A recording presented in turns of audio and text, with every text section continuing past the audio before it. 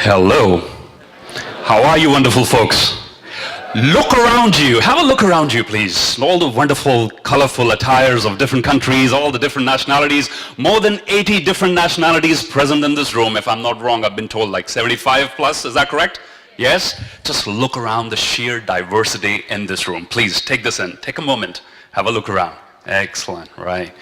Who knows? The person you're looking at, who knows? Might be the next Barack Obama. The next Prime Minister Trudeau. The next Modi. The next Donald Trump. The next Malala Yousafzai. Yeah? Who knows? The next Eminem. Got a few people sitting up there as well. Good afternoon to you all. This is not going to be a speech. Okay? A speech cannot last 1.5 hours. We've got a lot to cover, not enough time. This is going to be an interactive session, so I will need your full participation. I understand it is late in the evening and you are waiting to go back to your rooms and get on with the other things that you want to do here, but I need your full attention for the next 1.5 hours. Can I have that, please? Would that be a yes? Yes? Some of you are not pretty sure. My friends in the back. Is that a yes? Good. All right. So I will ask you to do. There are certain exercises I will take you through to do, and I remember in the year 2013 when I was in the Philippines, and we had about 800 odd people there too, roughly, and I got them to do an exercise, and I then spent the next 10 or 15 minutes to try and get their attention back, okay? So time is precious. I want to use every minute here. I need your assistance with one very simple thing. After an activity is finished, all I will do is this. I'll make this signal saying, "Can I have your attention back again, please?" And I would want you to raise your hand as well. Let's practice this. Can I have your attention back again, please?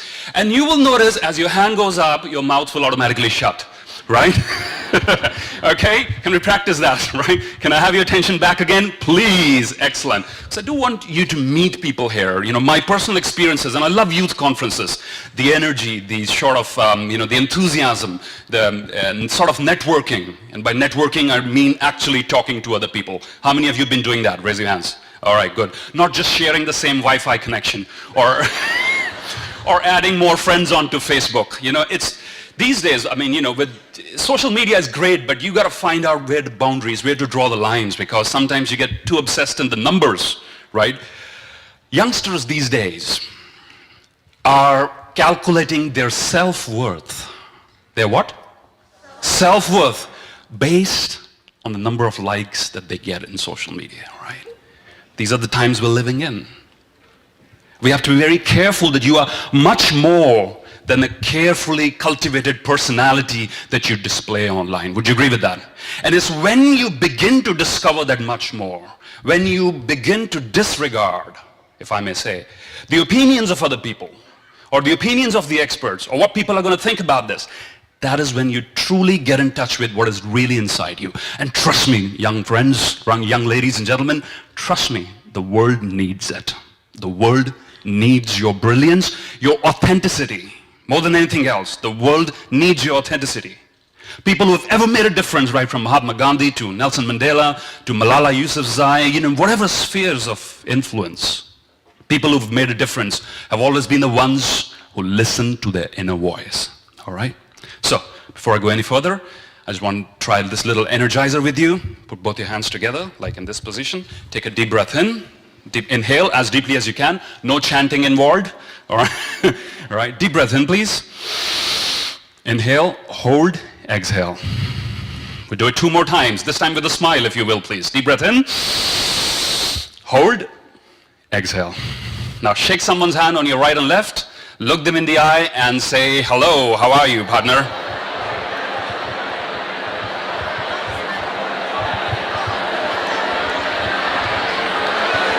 Can I have your attention back again, please?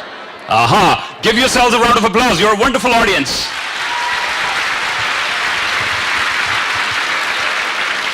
So we will begin with reinforcing certain messages to each other, because I'll be gone in in an hour or so, but I do believe that it's when you convey a message to someone else, it stays longer with you. So here's, once again, shake the hand of the person on your right and left, look them in the eye and say to them, "The world needs your brilliance.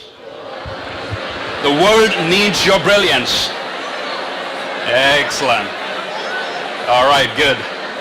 Thank you. Can I have your attention back again? Excellent. So I'll start with my presentation, which is on the screen, the two screens on your right and left. I am happy to be among achievers, future entrepreneurs, future leaders. You know, this makes me very optimistic about the future. I'm an optimistic person, but when I meet youngsters across the world, I am full of hope for what lies ahead of us. Because I believe some of the most pressing problems, ladies and gentlemen, some of the most difficult problems of our times, our hope lies with young minds who have the courage to think differently and to follow their inner conviction, their inner voice. There is a voice inside you that speaks to you all day long, which tells you, I feel this is right and I feel this is wrong. No parent, teacher, preacher, or friend can tell you what your path should be, but listen to the voice inside. It already knows what is. But listen to the voice inside. It already knows what is. How many of you are in touch with your inner voice? Raise your hands, please. You ever listened to it, right? All right, okay, good. Which is a great start. I'm here to talk about a purposeful life. I think it was Socrates who said first, an unexamined life is not worth living. And I think these are very profound words. What did he say? An unexamined life is not worth living. And this is what I would like to do with you for the next 1 hour or so, is to help you re-examine your priorities. What do I want to achieve here? Help you re-examine your priorities. Because would you agree with me, human beings, we achieve results based on our priorities. Do you agree with that statement? If you want to change the outcomes in your life, you must change your priorities. Any fitness freaks in here? Raise your hands, please. Say aye. Any fitness freaks? Yeah? Any people who love social service? All right, thank you. Now, whatever is on your priority list, the results you're getting from your life thus far will depend upon your list of priorities. Stay with me here. A young entrepreneur who has put all his life saving into his new business and his parents' money, a lot of people counting on him, on his success, okay? Would you agree morning, noon, and night, sleeping, eating, drinking, all the time he's going to think about his business, yes or no? How to make it successful. A young mother who's just given birth and is caring, looking after an infant, would you agree that her number one priority is the baby, yes or no? She could kill to protect the baby, right? Human beings, we achieve results based on our priorities. If we change our priorities, we change the outcome. We change the results we're getting thus far from our life. So in order for us to figure out a new direction of where we want to go, how I want my life to be, and I do want you to live a life that you are proud of. Any Australians in the house? Raise your hands, please. Woo! Quite a lot of them. Excellent. Have you heard of the book called The 5 Regrets of Dying People? Anyone heard of the book, The 5 Regrets of Dying People? An Australian nurse called Bronnie Ware. Look this book up. And she was in palliative care looking after people who were dying, right? And she did an informal survey asking these people on their deathbeds, if you could live your life again, what would you like to change? What are your top 5 regrets at this point of time? What was the survey question? What are your top 5 regrets at this point of time? We don't have time to go through all 5. I'll give you the number 1, which is perhaps the most important. Majority of people said, and listen to these words carefully, please, I wish I had the courage to lead a life true to myself and not what others wanted of me. I wish I had the courage to lead a life true to myself and not what others expected from me. I don't want you to do this mistake. Wise people learn from the mistakes of other people. Yes or no? We don't have enough time to make all the mistakes on our own, right? Therefore, we must learn from the mistakes of other people, and that's top number 1 regret. And I'll also tell you as a life coach over the last 10 years from my experience, I can tell you this, the worst emotion of all, the worst emotion, toxic emotion, is regret. There is not a more toxic emotion known to human beings. I wish I could have done it differently, all right? So once again, deep breath in, please. Shake someone's hand on your right and left, look them in the eye and say to them, live a life that you're proud of. Do it now, please. Do it with conviction and energy. Live a life that you're proud of.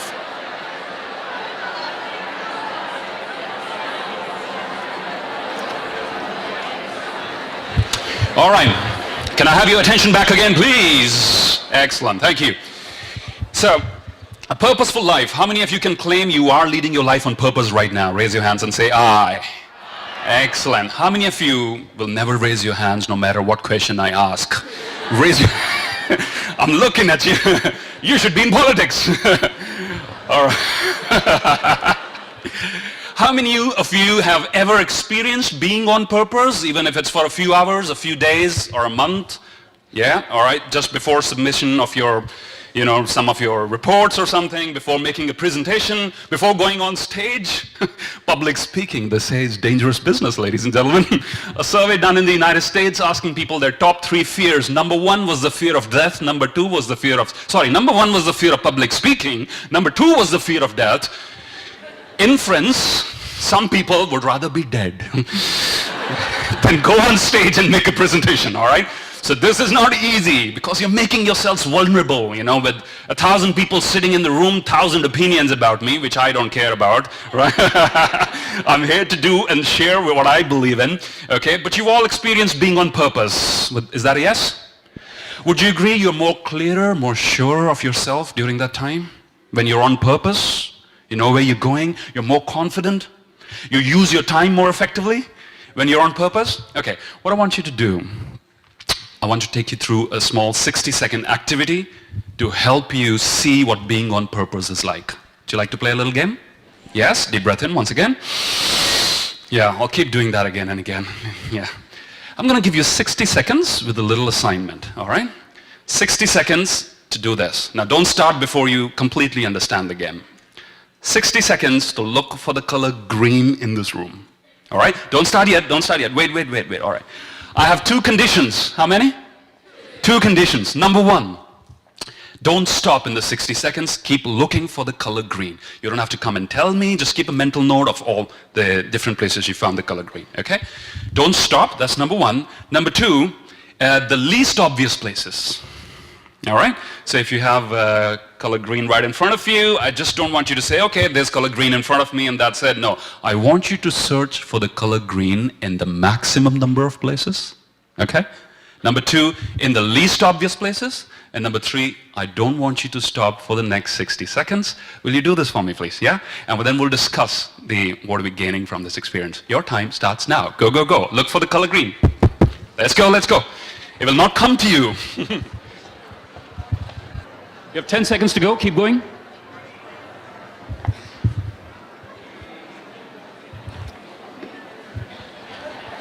In 5, 4, 3, 2, 1. You can sit down, please.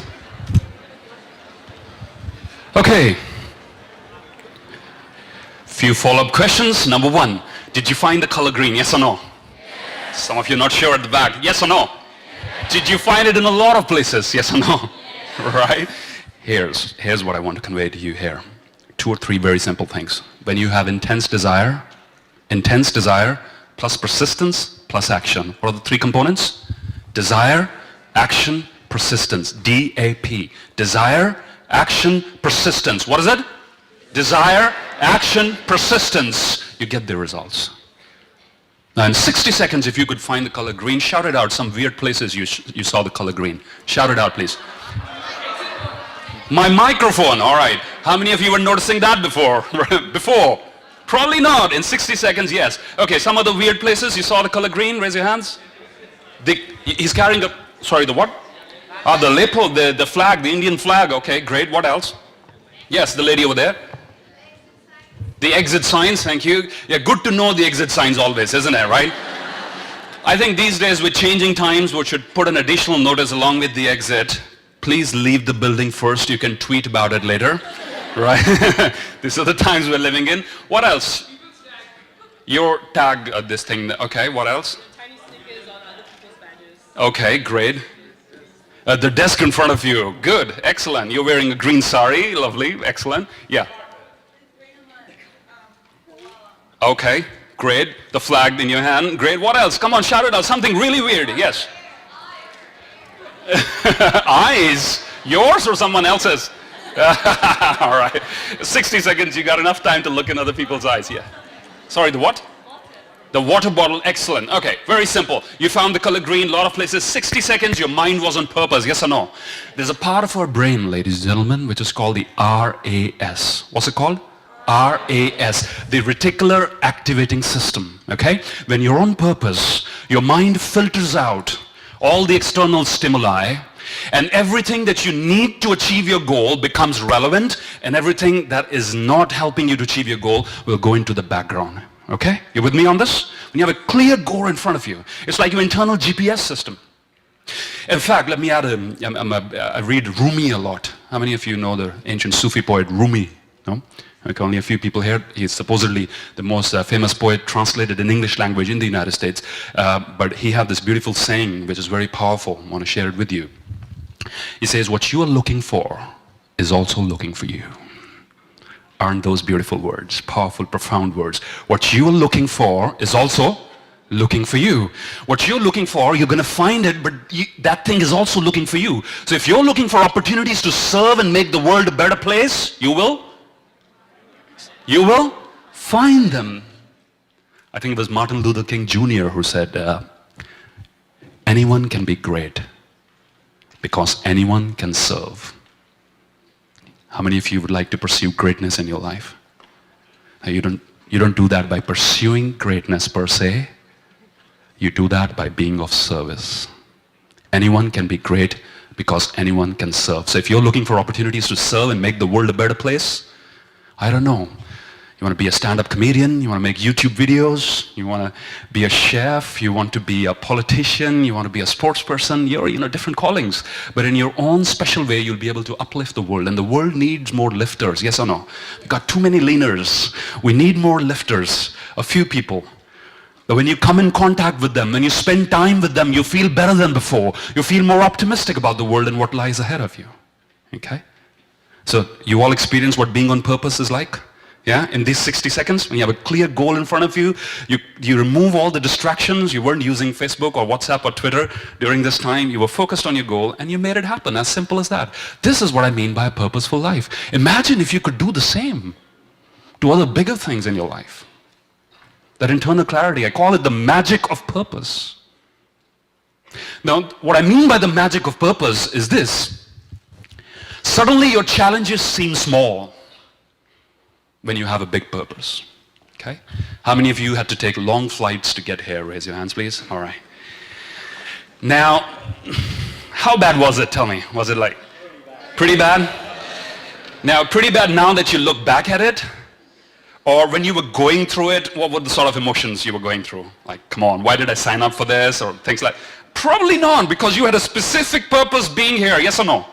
Yes? And I'm here to tell you this from a personal experience. The bigger your purpose, ladies and gentlemen, the smaller the problems will appear to be, because you can fit everything in the frame of reference. You'll say, this is nothing. I know where I'm going. This is the magic of purpose, all right? When you're on purpose. And you can choose any direction whatsoever you wish in life.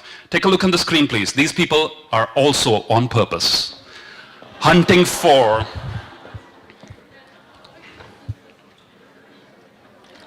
figured out what they're doing?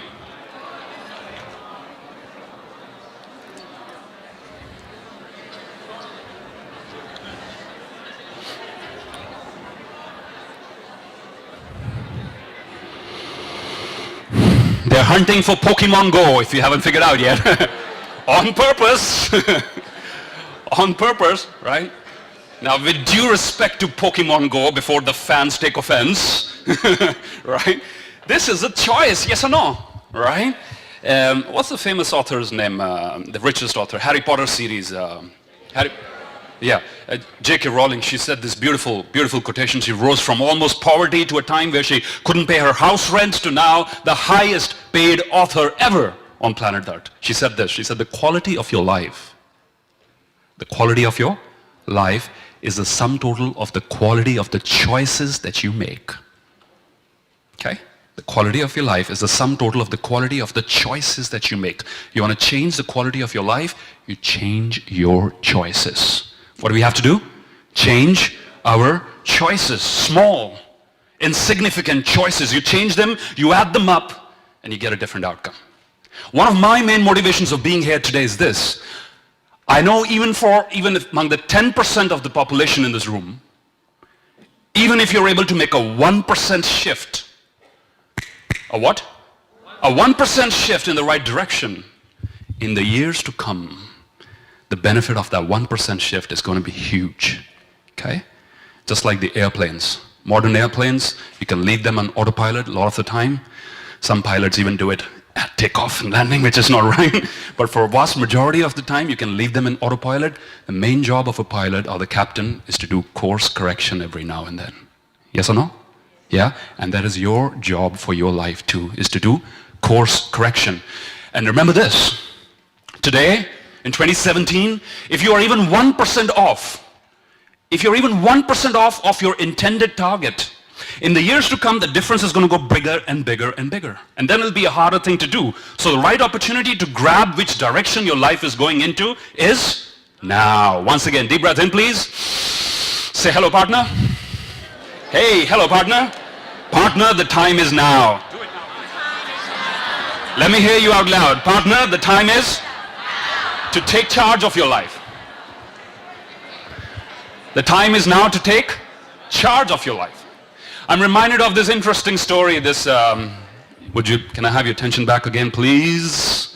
I'm reminded of this interesting story, this conversation between a mother and her young son. Because human beings, some of us, we take too long to take responsibility and to take charge of our lives, right? So this mother every morning, 6:30 a.m. would be trying to wake her son up. Son, wake up, it's time to go to school. No, Mom, I don't want to go. Everyone hates me at school. I don't want to go. The teachers hate me, the fellow students hate me. Really don't want to go. Mom, give me one reason why I should go. And the mother says, son, I'll give you two. Number one, you're 55 years old. Number two, you are the principal of the school. Therefore, get up now. Some of us, we take too long to take charge of our lives, and that's what I'm asking you to do today, is to take charge of your lives, all right? Take charge of your lives. One of my friends is a clinical psychologist, and I usually ask her what happens in your sessions, in your counseling sessions. She told me, Simerjeet, it's actually very simple. 90% of the answers of my clients can be summarized in one simple category, and that is this: it's all my parents' fault. It's all my parents' fault. It's mom and dad's fault. If only, if only. And she sometimes has to remind her clients, hold on, you're 55 now. That happened 40 years ago. You know, do you agree, human beings, we have the opportunity to reinvent ourselves? Yes or no? Any given time, it's all about making a decision, right? A gentleman that I deeply admire, his name is Tony Robbins, and I've attended a lot of his programs. He says these three very powerful words: decisions change destinies. What is it? Decisions change destinies. Not ideation, not thinking, not ideas, not discussions, not strategies. Decisions change destinies. When you commit to something, all right? The magic of purpose is this, ladies and gentlemen. Deep breath in once again. I got a little different energizer for you this time. Shake your hands out a little bit for me. Yeah, spread them out, please. Shake them out as vigorously as you can. Shake them out, shake them out. And make this rising sound that goes whoosh. Yeah, all your worries fly away. All right, good. This is what I believe: when you're on purpose, what you gain, number one, the bigger your purpose, the smaller your obstacles appear. Number two, purpose will remind you this very important thing, that where you are today is not where you will end up. Where you are today is not where you will end up. You are going somewhere. Just like your flight here, yes or no? When it was getting too difficult, you were able to remind yourself, look into this hall and all the exciting things that you're going to do here. You are going somewhere. I don't know of a more positive human emotion than I am going somewhere, right? If you're going somewhere in life, the problem, your negativity, your depression, all these things, they begin when you feel I'm stuck, right? What's the feeling? I'm stuck. Some of my coaching clients will call and say, Simerjeet, I feel I'm stuck. I said, no. Or they will rather say, life is stuck. They journalize, right? Your perspective, you put it out to the entire world. If I'm feeling I'm stuck, I'll say life is stuck. And I have to remind them, I have to tell them, do you know right now this planet is moving on its axis at thousands of miles per hour? And then it's revolving around the sun, and there's galaxies being born and being destroyed. Life is not stuck. You are feeling stuck. You with me on this? Life is never stuck. Universe is never stuck. It's always creating, always destroying, but always moving. It's when we feel we're stuck, we give up and say, okay, life is stuck for me. That's never true. All right? So you must remember, the best gift that I can give to myself is have a future direction. Because that's when I know I'm going somewhere. And that is very exciting. You will look to the future with the excitement and wonder of a child. How many of you are still in touch with your childhood dreams? Raise your hands, please. Still in touch with your childhood dreams. It's very important. One of the best places, one of the best activities that I know is to close your eyes and visualize for a few seconds, what did I really want to do when I was a young child? Because that is when your unadulterated consciousness, when you had no limitations, when nobody was putting things into your head that this is what you can do and this is what you cannot do. And that, ladies and gentlemen, would be the greatest adventure of your lives.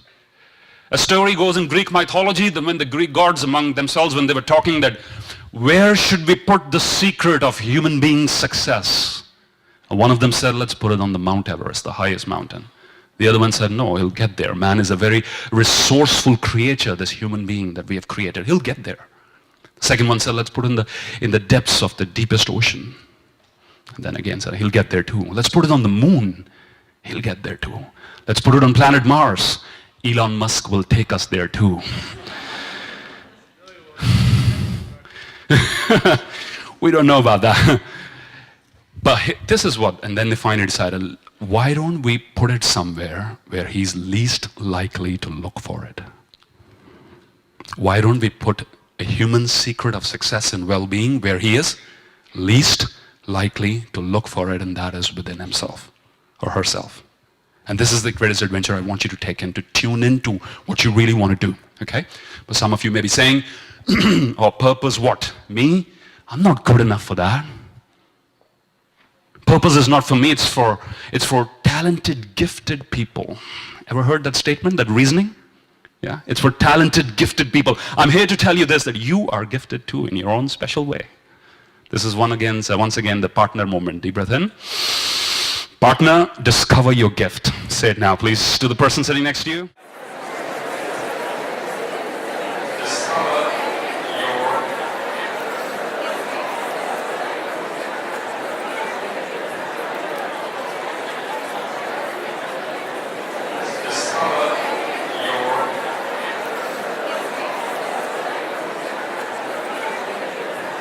I want to do a simple exercise which involves raising your right hand up in the air, please. Right? Close your eyes. I won't steal your phones, I promise. All right, deep breath in. When I count down from 3, 2, and 1, without looking at your people around you, I want you to turn your hand towards north. What you think is the direction north without opening your eyes. 3, 2, 1, go. No cheating. Okay, eyes closed, please. Great. Keep your hands where they are, open your eyes, and look around you. Yeah. Can you please capture this moment? Thank you. Put your hands down, please. Thank you. Now, this leaves no room for some people. It's very simple. North is up there, right?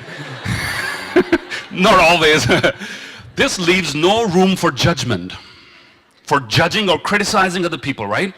I have my own interpretation of what my true north is. And as long as I'm in harmony with my true north, that's fine. This is what I want you to understand. I read this saying somewhere which said, we all are gifted, but some people never open their packages. We all are gifted, but some people never open their packages, and they're always constantly comparing it with other people. Comparison is a thief of joy, ladies and gentlemen. Comparison is a thief of joy. Deep breath in once again. I want you to visualize you've just won $10 million in the lottery. Put yourself in those sort of emotions. Yes, will you please? $10 million. Woohoo, you just got the news. Show me how you're going to feel. Yes. Great. Right. The very next moment, hello, the very next moment you also hear the person that you hate the most has won $50 million in the lottery. Ooh, how are you going to feel now? Yeah, why is that? You still have your $10 million. Why are you now feeling bad? You still have your $10 million, someone else got their 50, and that's fine. You dislike the other person, that's okay, that's a matter of opinion, but you still have your money. Are you getting what I'm trying to convey to you here? Yes or no? That your gift is unique and special to you. Stop comparing it with others and be true to yourselves. Be true to yourselves. Follow your own inner calling. Ladies and gentlemen, when I served in different hotels across the world, I was an ex-hospitality guy. Marriott International was my first employer in the US, Scottsdale, Arizona. I went to hotel school in Sydney, Australia, by the way, in the year 2000. Woohoo! Yes. Lived in Dorking, UK, United Kingdom. Yeah, where are you guys? Yeah. Yeah, for 4 years. Lived in Dubai for 2 years. Anyone from Dubai here? My friends over there, excellent. And then I moved back to India, and now I travel all across the world. And I'll tell you this. When I was making this switch from being a hotelier to a public speaker, my uncle, bless him, he's 84 now. At that point of time, he was 74. He asked me, what do you want to do? Manufacture speakers? We already have a pretty good manufacturing facility in the city next to us. You can't compete with them. I said, Uncle, no, I don't want to manufacture speakers. Be a speaker. What is that? I mean, that's a good hobby, but how are you going to make money out of it, right? So people cannot even comprehend. Here's why I want you to be in touch with your own purpose, your own vision, because others cannot see what you can see. This is Helen Keller's definition of vision. So eyesight is what you see. Vision is when you can see the unseen. And the worst thing in life is having eyesight but no vision. Helen Keller said this beautiful words. The worst thing in life is having eyesight but no vision. Eyesight is what you can see. Vision is what you cannot see. You with me so far? Is that a yes? You gaining something? All right. So purpose is for talented, gifted people. I'm too young, too old to do this. You're never too young, too old to do anything. Never. Malala Yousafzai was never too young. Don't wait for the right opportunity. The world's oldest marathon runner, 104 now, took up professional running at the age of 82, ladies and gentlemen, 82. When he was slipping into depression because he was all alone, didn't have a purpose. Purpose is the glue that holds our lives together. Purpose is the glue that holds us together. Without a purpose, we begin to disintegrate. The world's oldest marathon runner, his name is Simerjeet Singh, 104 right now. He started professional running at the age of 82. The world's youngest Nobel Peace Prize winner, Malala Yousafzai, you're never too young, too old to follow your inner calling, all right? And I believe that you are the creators, innovators, disruptors, thinkers, leaders, entrepreneurs of the future who will make things happen, make this world a better place. That's how you were born like, yes or no? To change things, to challenge the status quo. We need your goofiness, your creativity. You don't see different young kids sitting and wondering, getting depressed about, oh my God, what my OMG, what my purpose is going to be in life, right? They're just doing what they have to do, and that's the spirit I want you to be in touch with once again. Your creative force inside you, which does not accept any limitations, your true creative force. You're all born entrepreneurs. Anyone from Bangladesh here? Raise your hands, please. People from Bangladesh. Muhammad Yunus, the founder of the Grameen Bank. Raise your hands if you heard of this gentleman, Nobel Prize winner. Muhammad Yunus, founder of the Grameen Bank, banker to the poorest of the poor in the world. I'll play a video about him later. And he said this statement, he said, we are all born entrepreneurs and leaders. Ladies and gentlemen, what was the unemployment rate in the year 10,000 BC? Or zero, another way to look at it. The unemployment rate in the year 10,000 BC, there were no jobs. We were hunter-gatherers. And as the Industrial Revolution happened, something was put into our head that you must do what you're asked to do and leave your brains outside the workplace. But now times are changing once again, and corporations and organizations, they need your brains once again to make things happen, right? One of the entrepreneurs that I deeply admire in Silicon Valley is Elon Musk, and he's changing a lot of different industries at the same time. Raise your hands if you've heard about Elon Musk, right? SpaceX, Tesla, Solar City, so many companies. Interesting thing. Air travel has not made significant, no innovations in the last 20, 30 years. In terms of speed, we've had innovations with safety and other features, but speed, we're pretty much stuck how people transport themselves across continents. Interesting thing, a different way to look at things. The next groundbreaking things which will happen in terms of travel might not be accelerating our speed up in the air, might be on the ground. The Hyperloop theory that is theoretically there at the moment. So it's just a different way to look at things. So your inner GPS, once again, deep breath in please. you have an inner GPS. If you program in it where you want to go, just like find the color green activity, it can take you there. Now, I do agree, sometimes your inner GPS can malfunction, which is all right, right? Which is okay, but then that's how we learn, that's how we make the mistakes. As long as you don't make the same mistake twice. Making mistakes is okay, that's part of the human experience, all right? Don't beat yourself up if you're making mistakes. As long as you're not making the same mistake again and again. Fall into a ditch once and it's an accident, right? Fall into the same ditch again, perhaps another accident. Fall into the same ditch again and again, it's a choice. Fall into it again, now it becomes a habit. You continue falling into the same ditch, now it's a part of who you are. Now it's become part of your own fabric of existence, of who you are, right? So you have to be careful, make mistakes, that's how you're going to learn, how you're going to identify. How will you know the things that you do want to do? By perhaps also knowing a little bit about things that you don't want to do, and that's okay, right? As long as you're not repeating the same mistakes, you identify learning from your life experiences. So, deep breath in, please. Once again, partner moment. Hello, partner. Partner, release your handbrakes. Will you please say to them, partner, release your handbrakes. All right, can I have your attention back again, please? Release your handbrakes. Here's what I mean. Imagine if you were born a Ferrari, which I believe you all are, capable of superior performance. In the science of NLP, one of the first things they teach is this. There are no unresourceful people. There are only unresourceful states of mind. Do you agree with that statement? Yes or no? People can never be labeled unresourceful. It's a state of mind that's unresourceful at a given point of time. You change the state of mind of the individual, he's capable of doing far bigger things. That's what I mean by a handbrake. And the 2 or 3 most powerful handbrakes that are going to stop you from achieving your highest potential, number 1 is the lizard brain. The part of your brain from evolutionary biology that's still there, which always tells you safety, number 1. Security, number 2. Look after your basic needs. Shut up, sit down, don't speak up. You don't have to be the first one to answer something or do something. Don't take initiative. This is what the lizard tells you, all right? Partner moment, partner, kill the lizard. Kill the lizard. Now, how do you kill the lizard? How do you kill the lizard? Action. Can I have your attention back again, please? How do you kill the lizard? By action. It's when you step forward to do something, the lizard will always stay, but you weaken it. Number 2, the halo effect. Heard of that? The halo effect.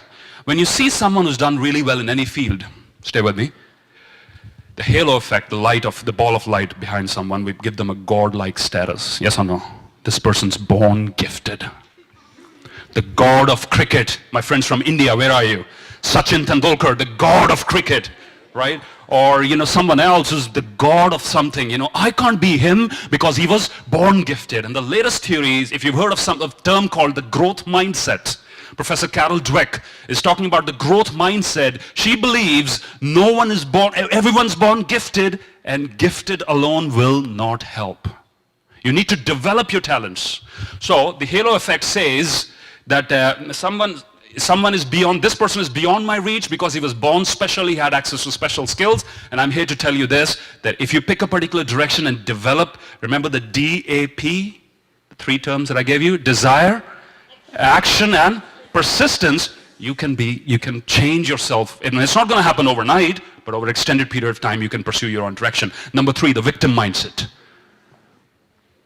Complainers who are constantly complaining about something. How many of you know a constant complainer? Raise your hands, please. All right. Some of you are thinking, oh, I am one myself. Here's what the statistics say. 1 out of 2 person is a constant complainer. So if it's not you, look at the person sitting next to you. I'm not saying anything. This is what the stats say, right? It's constantly complaining. These guys also have their annual, Can I have your attention back again, please? They have a club, it's called the Global Complainers Association. Have you heard about it? They have their annual leadership symposiums, how to be a better complainer. They actually have competitions where the biggest complainer of them all wins. So it's given the Complainer of the Year award. Stay away from them, ladies and gentlemen, stay away from them. Join the Achievers Club. They're a small minority, but find out people who are doing really well and then go up to them and ask them, could you teach me? Would you be my mentor? And 9 times out of 10, the answer is going to be yes. Because these people have risen through the ranks, they know what hard work is like, and they appreciate mentoring and nurturing talent like yourself. Take initiative, but the lizard will tell you, no, no, no, look at yourself. Who are you? You should shut up, shut up. You should not even be here in this meeting. You asking this person to mentor you. You shouldn't even be here. Shut up, sit down, it's safe. No, you got to kill the lizard, yes or no? Or take initiative, ask, take the risk, take a chance, right? And all of this is rooted in the lack of self-worth. Okay? I'm not good enough, and I'm here to tell you this, that you are good enough just the way you are. Take a deep breath in, please. Pat yourself on the back and say, well done, I'm so proud of you. Yes, I am. I love you, man. Yes, you're good. Pat the person sitting next to you on their back and tell them, you're good. Yeah, do it, please, do it. Yeah. Too many people, ladies and gentlemen, too many people not living up to their highest potential because they feel they're not worthy enough, that they're not good enough. Who am I to be saying this or sharing this or talking about this? No. Who are you not to be doing it? Marianne Williamson, in her beautiful words, she's written, our deepest fear is not that we are inadequate. Our deepest fear is we are stronger than we think we are. We're way too strong for ourselves. It's not our darkness that frightens us, it's our light that most frightens us. Psychologists call it the fear of success, the tall poppy syndrome. I don't want to stand out because standing out is dangerous. Hello? The world will not change if you don't stand out. Things will remain the way they are, problems, issues that you here have gathered in this room here today to discuss will remain the way as they are if you don't stand up and take a stand and take a position on something. How many of you are afraid of criticism? Raise your hands, please. You're afraid of critics. I got a very helpful tip for you. Number one, if you want to save yourself from criticism, don't say anything. Silence. How can silence be criticized? You'll find people who'll criticize silence too. That's okay. Don't do anything. Don't be anything. Don't say anything, don't do anything, don't be anything. You'll never be criticized. You'll still be criticized for not doing anything, right? So there is actually no effective way of protecting yourselves from criticism. So if there is no way, then why shouldn't I take a chance and be myself and stand up for something that I believe in? And the biggest handbrake, so we've got to discuss these 4 handbrakes, which are, number 1, the lizard brain, the halo effect, somebody's better than me, they're born gifted. Number 3, the victim mindset and the lack of self-worth, but the biggest of them all is the opinion of other people. Groupthink, herd mentality, the opinion of other people, all right? I'm going to play 2 short videos for you to reacquaint you. How many of you ever done something that you did not want to do, that was against your values, but you did it because of peer pressure? It's all right, we can switch the cameras off for a second, sorry. All right. I think you will relate to these videos. Stay with me. And my objective is that after you become, because I believe awareness is the first step to change. What is it? Awareness is the first step to change. I hope you become more aware about this and you're able to stand your ground and be assertive about what your values are. 2 short videos based on this particular thing that I want to share with you, which is do not be a prisoner to the opinion and practices of other people. Especially not the experts. The experts have almost always been wrong. Right from predicting major financial crises to whether an airplane will take off, the experts have almost always been wrong. When Steve Jobs was launching the first iPhone, anyone familiar with the PDA, they used to call them? We have different definitions of PDA. Public displays of affection. That's not the one I'm talking about. Personal Digital Assistant. Remember that era? There was a company called Palm Pilot. Anyone owned? You guys wouldn't be. Some of you have owned and seen that. I've seen that gadget, Palm Pilot. The CEO of that company said, Come on, Apple, we have no challenge from Apple, smartphone makers. I mean, they are computer makers. Apple was only making Macs at that point of time. They were not yet into the smartphone category. We are the experts in the smartphone market, the Palm Pilot. We have no competition whatsoever from Apple. History is different, right, from that. So I'm going to play a couple of videos for you, give you a little background to tell you about what peer pressure is and how we submit to it, and in the process we lose our dreams. Video number 1. A bit dated, but the message is still very clear. Stay with me, please. What they've done is they've hired this company who's running the experiment. They've hired 10 or 12 people to walk into an elevator, a lift, and to stand in a certain position. Okay? They're hidden cameras. There's only one member of the public. How many? Just one member of the public who doesn't know what's going on, right? And the camera is capturing the effect of their behavior on his behavior, on his choices. It'll be interesting to watch. I want you to convey this message. Partner, don't follow the group. Don't follow the group, follow your gut. Don't follow the group, follow your gut. All right? Okay. Now before I move on, you're getting something? Is that a yes? Before I move on, I want you to do a simple activity, please. Turn to the person sitting next to you. Turn your chair around, if you can, very quickly. I want you to spend the next 3 minutes sharing with the person sitting next to you the most important thing you have gained so far is dash, dash, dash. This is where I make you work a little bit. Don't just say dash, dash, dash. You got to fill in the dash, dash, dash. You got 3 minutes to do this. Your time starts now. The most important thing I feel I have learned thus far is shh. Go.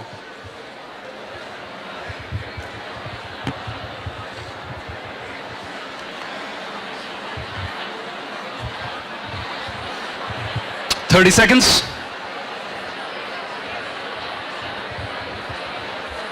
Done? Done? You done? 10 seconds. Great. Give a high five to your partner. High five to your partner. Say thank you. Give your partner a high five. Thank you. Okay. Can I have your attention back again, please? Once again. All right. Good. The next thing I'm going to share with you on the subject of leading a purposeful life, hello, is the statement on the screen. Can we all read it loud in unison, please? Stop chasing success, which goes against everything that you've been taught to you thus far. Chase success, pursue your goals. I'm asking you to stop chasing success and fame and power and money and popularity and happiness, because the more you run after these things, the more they run away from you. Instead ask, how can I serve? How can I contribute? How can I make a difference? And then as a result of that, all these other things will follow too.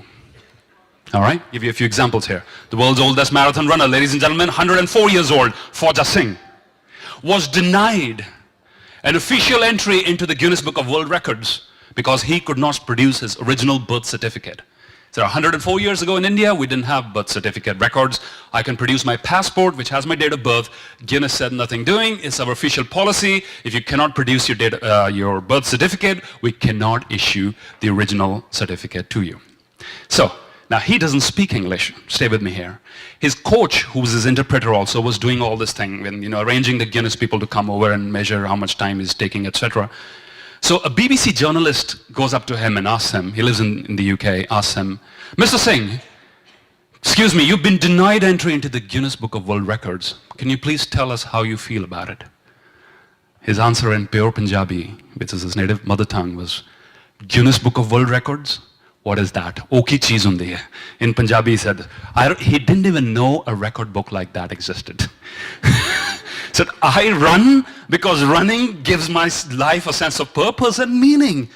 All these youngsters, they want to have a selfie with a 104-year-old man. What else can I ask for, right? I don't care about your money. I don't care about your records, your official recognition. I run because if I wouldn't be running, I would have been dead by now.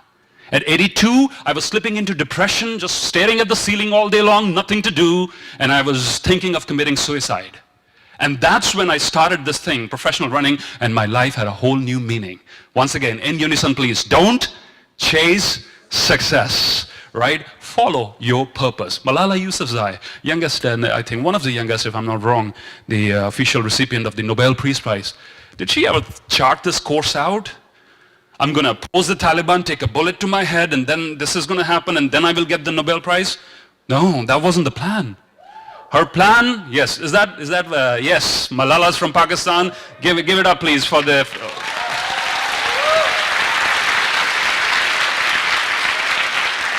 For the grit and determination, ladies and gentlemen, of this young girl who stood up against terrorists saying, I will go to school, you can do whatever you want to do. And they shot her in the head, and then the rest, as you know, is history. And she stood up for something. So was she following success? No, she stood up for something she believed in. This is an interesting story about, I'll give you a business example too. I'll give you non-profit, these people who are doing something better for the world, but this business example about Larry Page and Sergey Brin. When they discovered this method of the page ranking system, which is at the heart of Google's search engine, anyone aware about how that works? Which was the discovery that they made. Will you believe this? They had no clue how we're going to make money out of it. So we've just found a way to organize all the information on the internet. Isn't that exciting enough? And they tried to tell investors this thing. They said, no, sorry, but they believed, the first investor believed in their passion for that thing. Said, we'll figure out money later. And it was not until 3 or 4 years after that Google ads started coming in, and they decided to monetize it. They, ladies and gentlemen, were not following success or money or other things. They were excited about what they were doing, right? And then everything else follows you in the process. I was at the Google head office last year to deliver a talk in the Mountain View office, and what they've done is in the Stanford Museum, they've kept one of the first servers of Google. Anyone ever seen that? If you've been to the Stanford Museum, the first servers of Google is encased in Lego blocks. They did not have enough money to buy a proper server. This is the thing about people who are following their mission, about passion. The resources will never be perfect. It is always what you do with what you have, right? It's always what you do with what you have. Once again, deep breath in.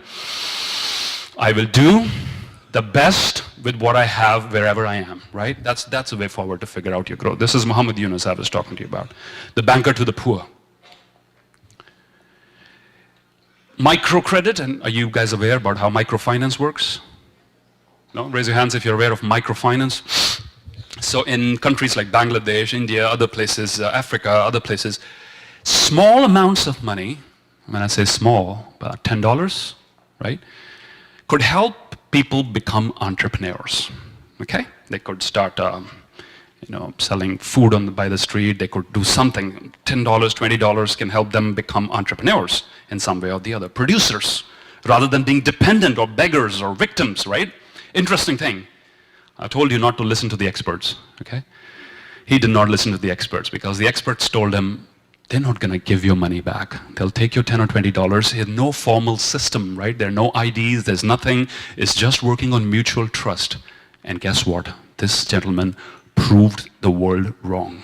People not only returned his money back with interest, but also became entrepreneurs and producers where they were earlier only victims. If I can stop one heart from breaking, I shall not live in vain. If I can stop one heart from breaking, I shall not live in vain. If I can ease one life the aching, or cool one pain, or help one fainting robin unto his nest again, I shall not live in vain. I shall not live in vain. Sometimes even the smallest of things that you do will have a huge impact on other people. But it's very important that you stop chasing success and you have a different perspective. Here are the wrong questions a young person can ask in terms of when you want to do greater good. How much money will I make from this thing? All right, stop asking that question. Money will come if what you're doing is serving the world. Money is the solution, is the reward for solving the problems of other people. When I teach entrepreneurship, this is my one single mantra. Money is the reward you get for solving the problems of other people. The bigger the problems you solve, the bigger the rewards you get. So don't worry about money. Think about, you want big opportunities. How many of you want big opportunities in your life? Raise your hands, please. Find big problems.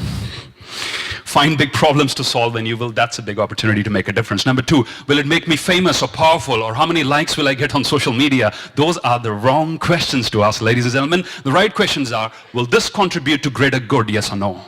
Will this make a world a better place or not?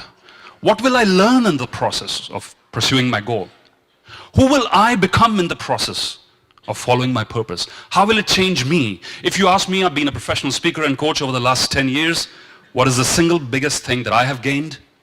It's not the number of clients, it's not the places I've been to and things that I've done. It's the person who I've become in the process of walking on this path. All right? Do it for the person you will become. Do it for the person that you will become, not for the rewards that you will get. And finally, how will I change in the process? All right? These are the really important things. Do it for yourself, for the person that you will become. All right? So now I got a little activity for you before we say goodbye. Once again, deep breath in. This is not a partner activity. This is an individual reflection exercise. Will you please, pen and paper, I want you to listen to your inner voice and think crazy now. This is time to crazy big thinking, all right? Nothing is off the charts. Nothing is off the limits. Anything you can think about.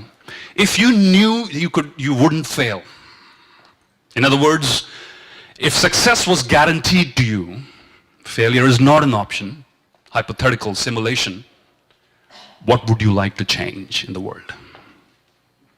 What would you like to do? What would you like to build, create, achieve? Please give it a few minutes so that you walk away with at least some vague idea of your own inner power and your inner calling. If success was guaranteed to me, what would I like to change? Who would I like to become? You may want to close your eyes to reflect. It's entirely up to you. I give you about 3 or 4 minutes to reflect on this.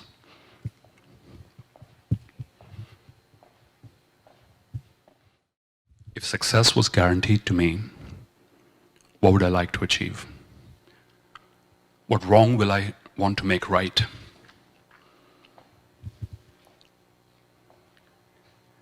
It doesn't have to be absolutely clear, as long as you know the vague direction. I think that'll be good enough. Okay, deep breath in. I want you to just give you 2 words at this moment. It's possible. It's possible.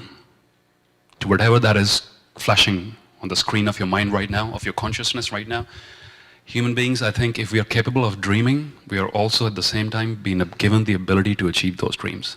Once you remove the handbrakes and every day take the next small step. I'm not talking in one big giant leaps, right? Dream big by all means, please do. But as far as your actions are concerned, nothing is insignificant. Even the small, tiny step, as long as you're making it in the right direction. Once again, deep breath in, please.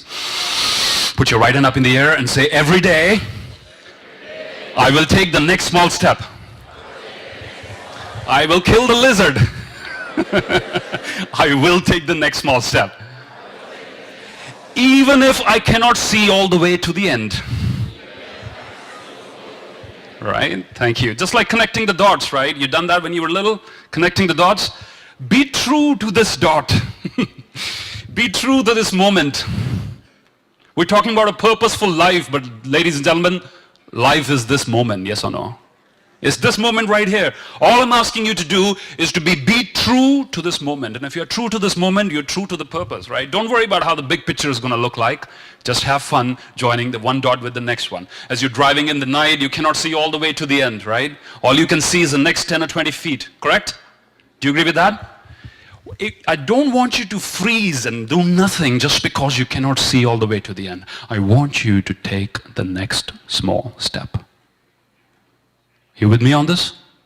Whenever in doubt, just take the next small step. Whenever in doubt, when you're frozen with doubt or fear, just take the next small step, and that will help you achieve it, and that will activate the biggest conspiracy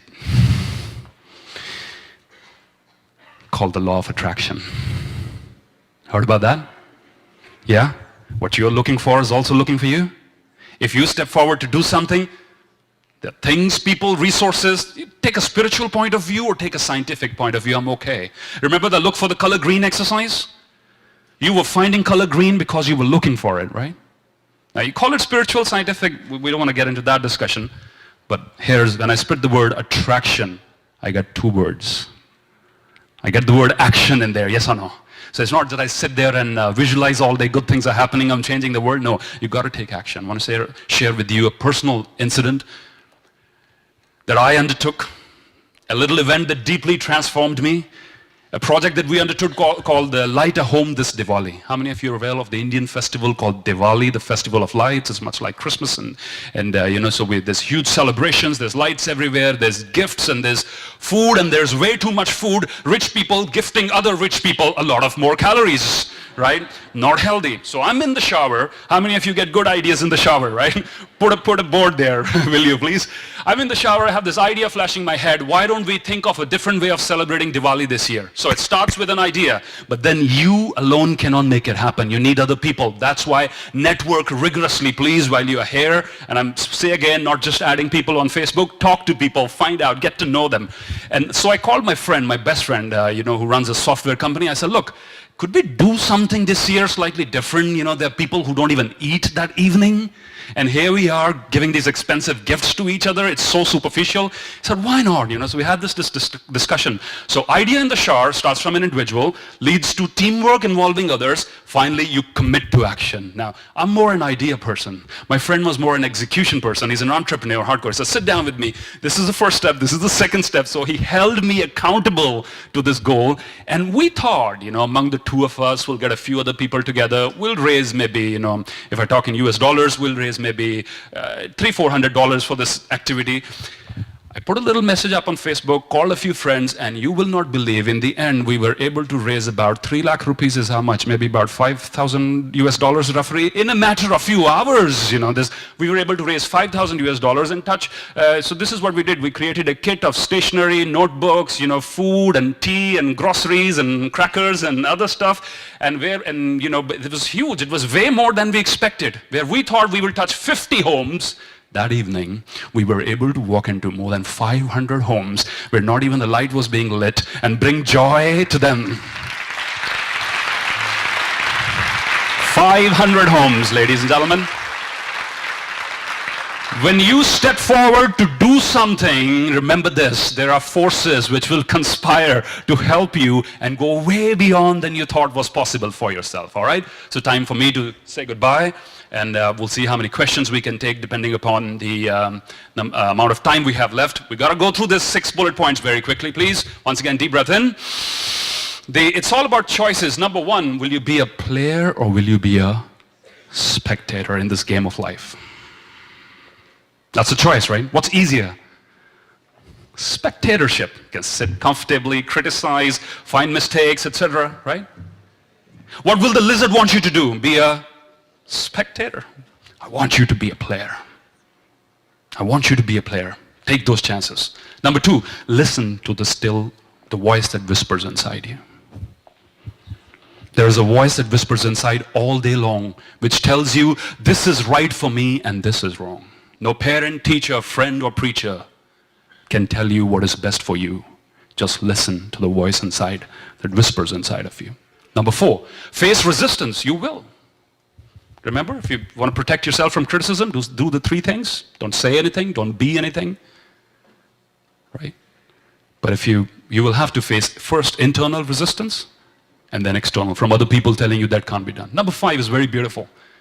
Will you spend your life collecting stuff and more expensive stuff and better stuff, or will you spend your life collecting stories? That's a choice. I prefer stories. Too much stuff already. It's boring. Shopping malls all across the world, trust me, I'm moving from one part of the globe to another. They're all the same brands all over. This consumerism, this materialism is there to blind you from what you can potentially do. Stuff or stories, ladies and gentlemen. When we leave this planet, it'll be the stories that will be remembered. Agree? Khalil Gibran wrote this beautiful lines. He said, all you have shall one day be given. Therefore give now. So the season of giving is yours and not of your inheritors.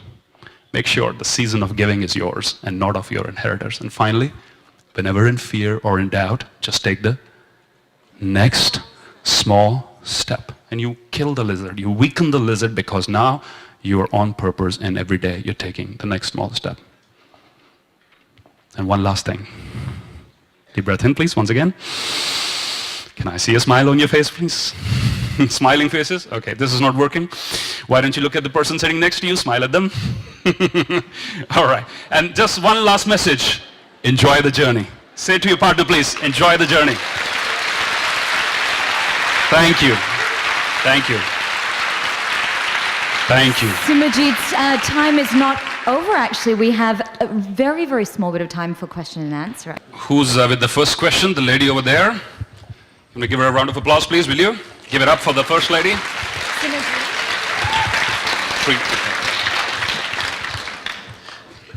Here's for killing the lizard, my dear. To being the first one to ask the question. This is for you.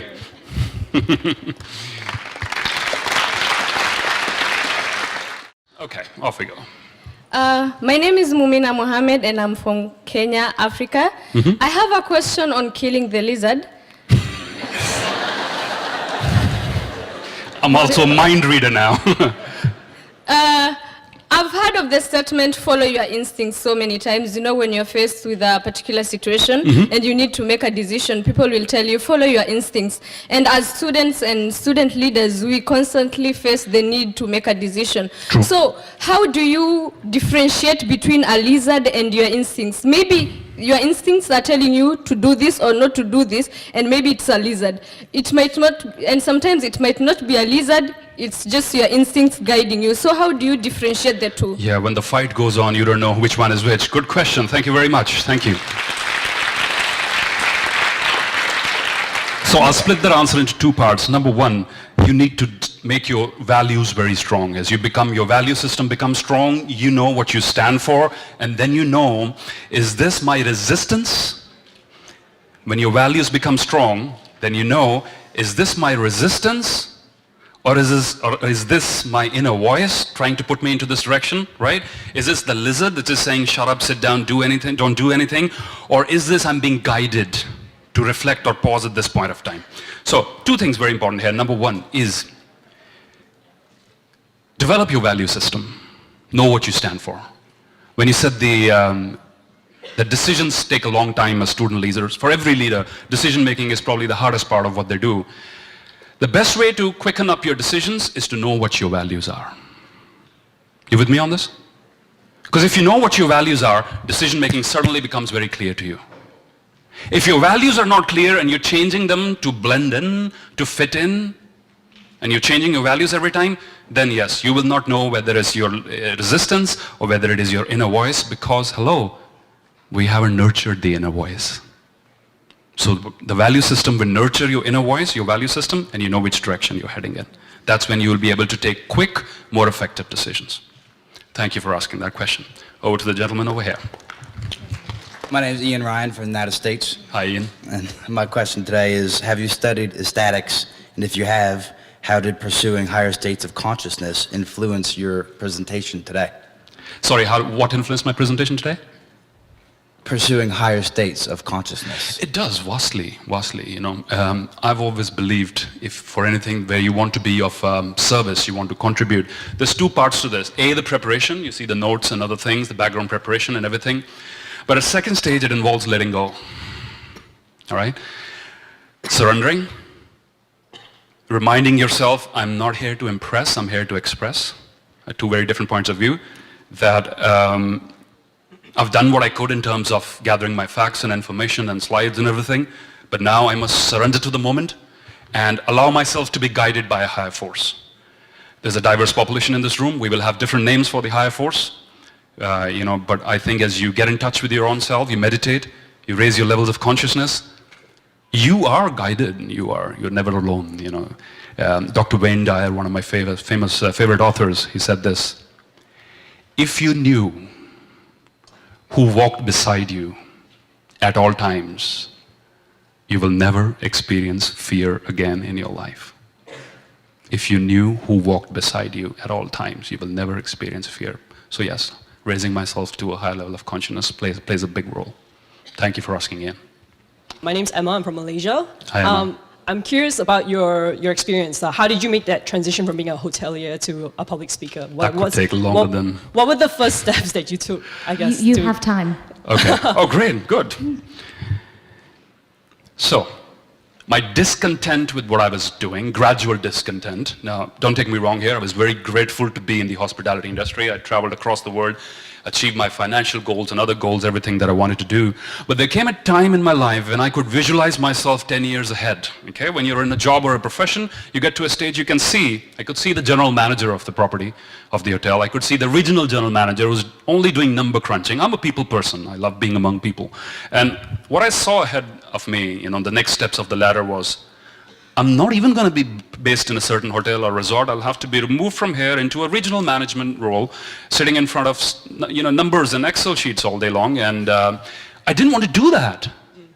So this is what I'm asking you to do. Please project yourselves into the future and see, do you like the image that you see?